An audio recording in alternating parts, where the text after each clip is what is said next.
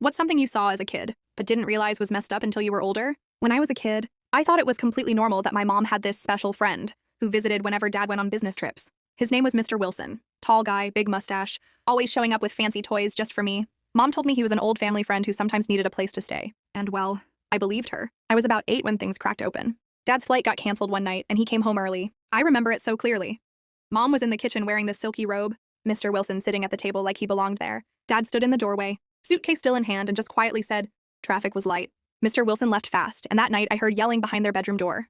The next morning, I walked into the kitchen to find Mom crying at the table. She quickly wiped her face and smiled at me, saying, "Oh, honey, everything's fine. Daddy and I just had a little disagreement." Later that day, Dad took me out for ice cream. While we sat there, he asked, "So, do you like Mr. Wilson?" I excitedly told him about all the cool toys. Dad just nodded, didn't even finish his cone. After that, Mr. Wilson only came over during the day, when I was at school. But sometimes I'd come home early and see his car in the driveway. Mom would act all surprised, saying they were just catching up. I noticed she wore more makeup on those days. She always changed clothes before Dad came home. For my 10th birthday, I wanted to invite everyone important to our family. So without telling Mom, I mailed Mr. Wilson an invitation, using my own allowance. I was so proud, thinking it'd be the best surprise ever. Well, Mr. Wilson showed up gift in hand, and I will never forget the moment Mom saw him. She dropped the birthday cake right on the floor. Dad's face turned a shade of red I didn't know was humanly possible.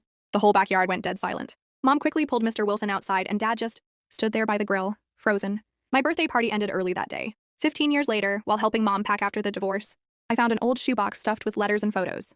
That's when it finally hit me, who Mr. Wilson really was, and why my 10th birthday was the last time our family was ever whole.